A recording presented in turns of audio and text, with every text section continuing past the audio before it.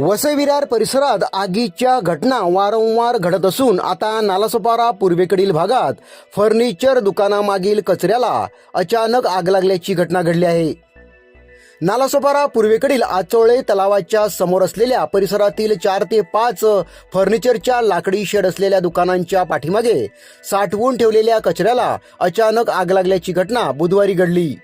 दरम्यान या घटनेची माहिती मिळताच वसई विरार महापालिका अग्निशमन दलाने घटनास्थळी धाव घेत आग विझवण्याचे काम युद्ध पातळीवर सुरू केलं व आग पूर्णपणे नियंत्रणात आणण्यात यश आले आहे। सुदैवाने या घटनेत कोणतीही जीवितहानी झाली नाही। आगीचे नेमके कारण शोधण्याचे काम सुरू आहे।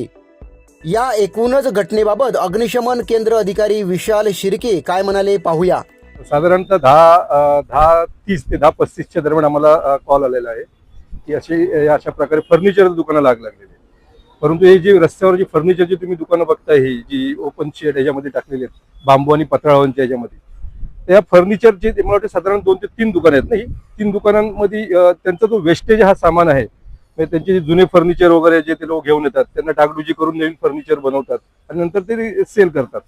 तर त्या जे ते फोम वगैरे मटेरियल जे अंदर लाकडी आहे त्यांनी हा इथे डंप करून ठेवलेला कचरा आहे, तर त्याला ती आग लागली। साधारणतः आग ही पूर्वेकडून आलेली आहे, पूर्वेच्या दिशेने। वारा हा पश्चिमेकडून पूर्वेकडे असल्यामुळे हे फर्निचर दुकानं वाचली, नाहीतर पूर्वेकडून वारा पश्चिमेकडे असते ही सर्व दुकानं जाऊन खाक झाली असती। टायमात आम्ही आलो, टायमाच्या आतमध्ये 5 मिनिटात विदिन 5 मिनिट्स मध्ये आम्ही येऊन आगीवर नियंत्रण मिळवलेलं आहे। लोकांमध्ये काय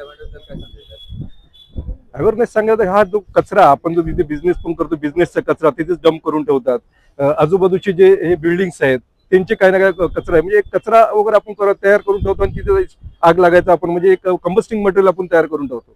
मग ते कालांतरात उष्णता पण भरपूर आहे, एक त्याला फक्त एक छोटीशी एक हे मिळायची गरज असते की लगेच ते आग लगेच हे करते।